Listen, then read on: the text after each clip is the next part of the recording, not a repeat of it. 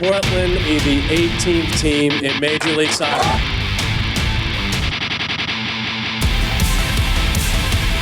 It's the City of Portland's championship. It is great to be home.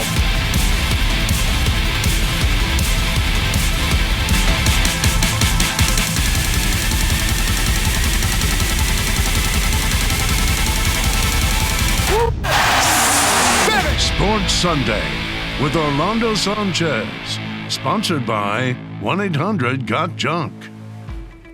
What is good, everyone? Welcome to Sports Sunday. My name is Orlando, alongside the one and only Art Edwards. How are you feeling this Sunday? I'm feeling good. Oh, You know, I like it. I like his energy. Well, apparently, Art was feeling tired before that victory because he was up at 6:30 a.m. watching the Seahawks. Yes. Were you? Welcome in Deutschland. Is that right? I guess. We've got highlights of the team's matchup with the Bucks in Germany. Plus, Rip City on top of the Western Conference. Let that sink in. What? A strong trip on the road has the Blazers in first place. And we're still trying to process the end of the Vikings-Bills game. Are you kidding me? This was crazy. Man. All right, man. It was a tough weekend for the Oregon Ducks. So let's go ahead and rip that Band-Aid right off. Ouch. Yeah. Dashed dreams of the college football playoff, booted from the top 10, and what probably stings the most? Yeah. Losing to rival Washington at home. After a quiet first half, this game was everything you would expect from two elite offenses. The Ducks ran for over 300 yards, while the Huskies threw for more than 400. Michael Penix Jr. carved up the Oregon defense. He landed a couple of back-breaking bombs. This game, though, was destined to come down to the wire, and two moments really stood out. Number one, Bo Nix getting rocked on the quarterback keeper here. The Ducks settled for a field goal, and the Huskies answered with a game-time TD. So here's your other key play. Bo Nix watching from the sidelines. Ducks deep in their own territory, fourth down, they go for it, but it never stood a chance. Washington made them pay. Peyton Henry cashed in on the winning field goal. Redemption for the dude who missed that kick back in 2018. Oh, and speaking of 2018, the Ducks lose at home for the first time in like 4 years, snapping a 23-game home win streak.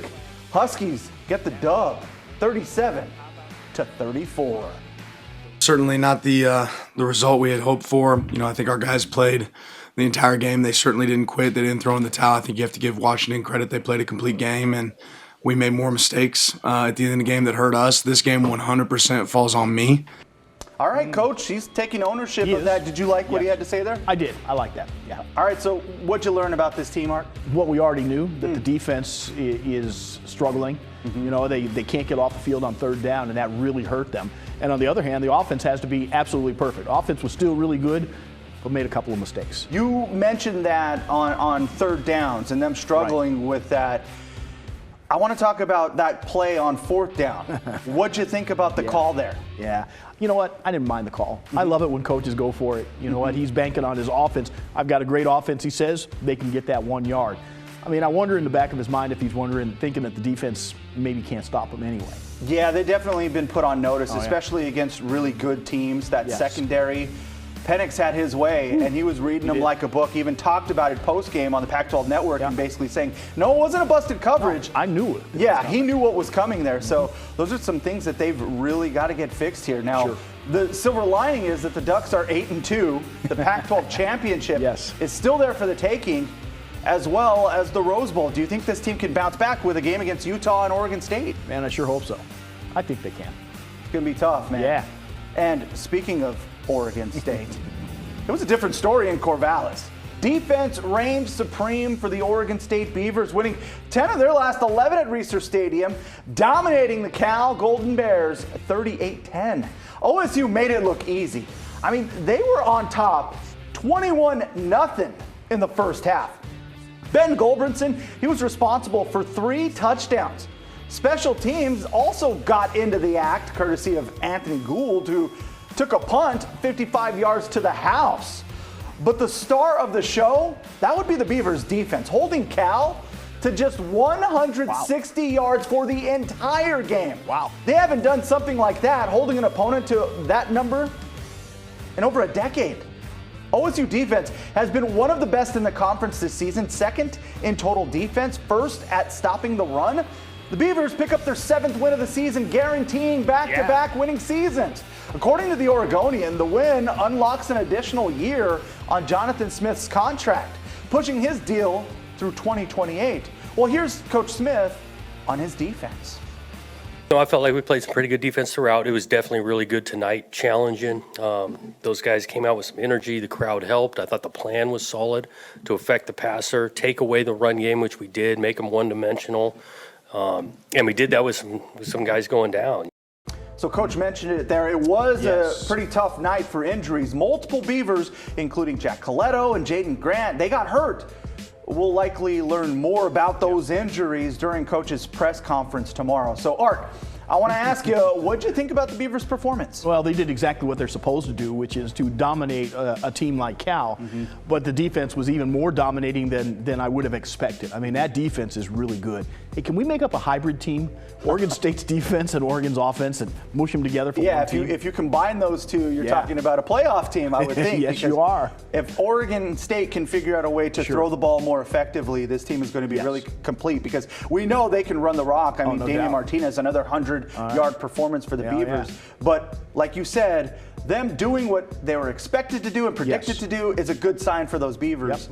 And now they'll go to the desert before wrapping up against the Ducks. Yeah. You could see 9 wins on there? Sure could. Don't look ahead of that game next weekend, though. Yeah, don't get caught slipping in the desert, man. No. All right, let's take a look at the rest of the action in the Pac-12. I mean, it was kind of a mess at the top of the conference. Oh, yeah. Utah, the Ducks' next opponent, took care of business against Stanford. Cameron Rising threw 3 touchdown passes. Tavion Thomas ran wild for 180 yards, 2 touchdowns. And the Utes beat the Cardinal 42-7.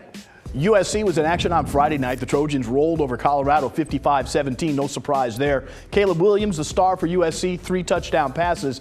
But USC did lose running back Travis Dye to a leg injury. Probably done for the season. That was a bummer. Felt really bad for him there. Yes. In the surprise of the weekend, well, Arizona and UCLA.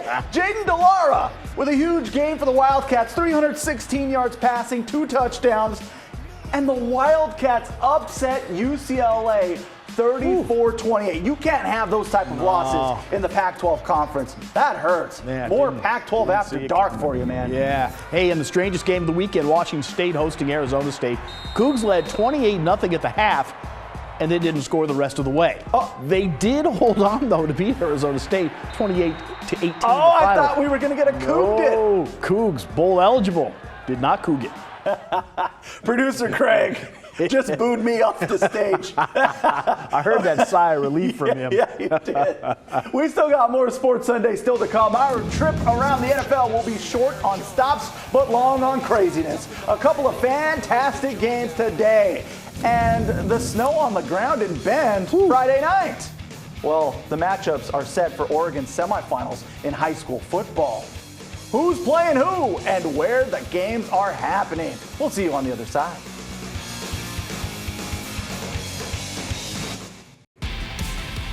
Oh man, talk about a road trip. Oh yeah. Seattle Seahawks had to go a long way from home to play the Tampa Bay Buccaneers. 5,264 miles to Munich, Germany. Looked like the Seahawks had a serious case of jet lag to start this game. Oh, yeah. 3 first downs in the first half, 15 yards rushing, and only had the ball for a little over 8 minutes. That's not good. That's not good. The Bucs managed to get going in the second quarter. Tom Brady to Julio Jones, 31 yards to the crib. The Tampa Bay Bucs up 7-0. The lead grew to 14-0. Here comes the Seahawks, threatening in the red zone, but Geno Smith fumbles the rock. The Bucs recover. That stops the drive, and they keep the lead.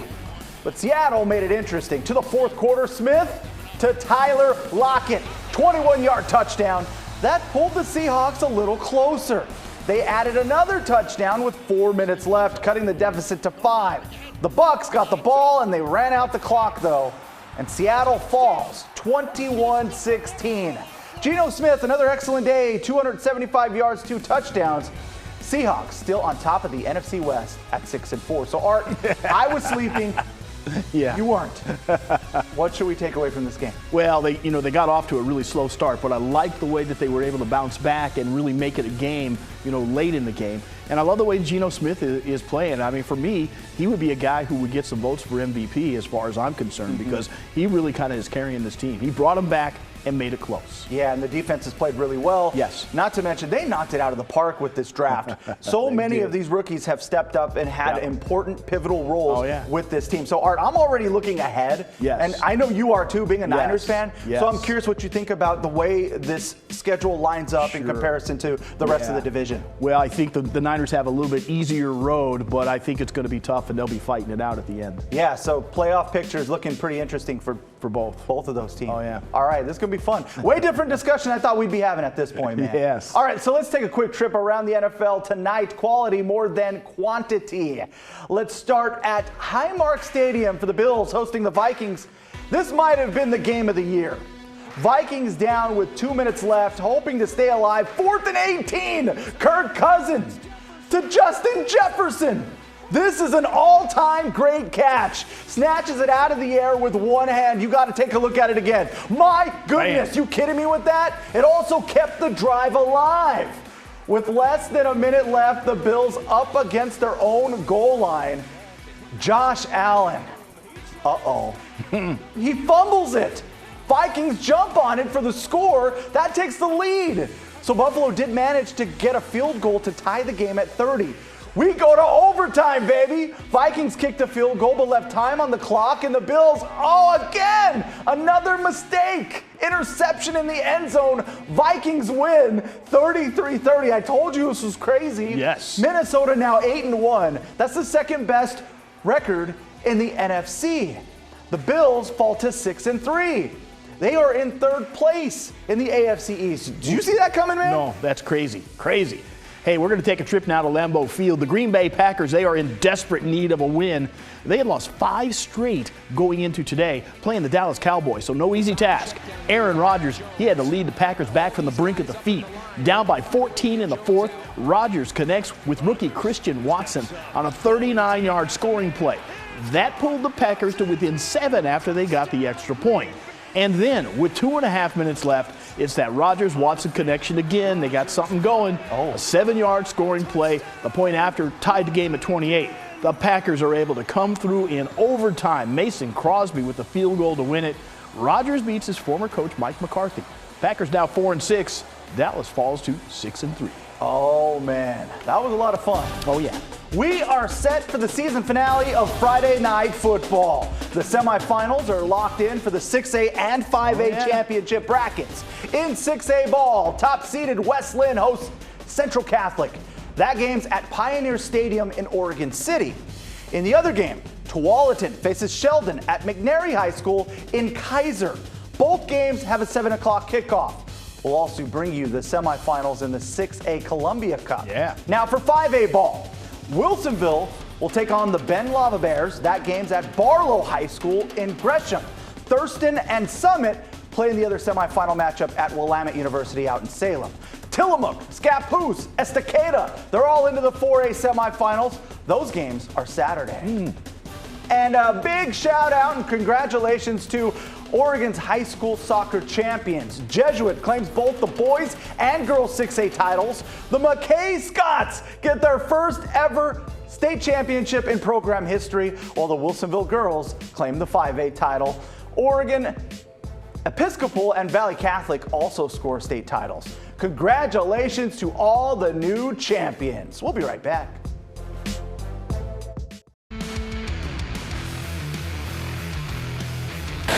Pine back to pass, pressured, steps up.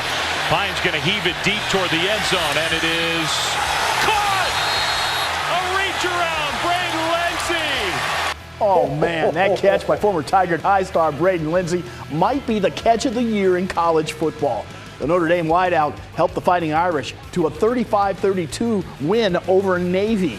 Man, that is something else, and it's your Toyota Sunday Sizzle. That is ridiculous, man. Yeah. All right, listen to this. The Portland Trail Blazers currently sit in first place Wow. in the Western Conference standings. That's after going 4-2 on a 6-game road trip over the past week and a half. The Blazers, they got beat by Dallas last night. Luka Doncic, he's a bad man, messed around, had a triple-double.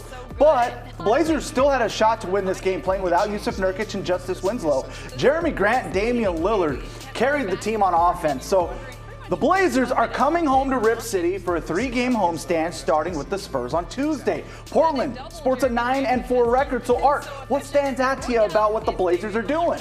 How gritty they are and how together they play. Those two things. They talked connectivity, being on the same page, and they're defending, man. Yes, they are. Different guys beating you on different nights. Yep. Great recipe for success. It is. All right, some Trailblazers news. The team is sending Greg Brown III to the Clippers G League team. That's because the Blazers don't have their own G League team. Why? Brown has appeared in 4 games, averaging a couple of points. Just want to get your guys some run. There you go. Yeah. Hey, the University of Portland women's basketball team, they had a tough one over at the Child Center tonight because they were hosting number 2 Stanford. And that means it is a homecoming for her, former Southbridge Mountainside star Cameron Brink.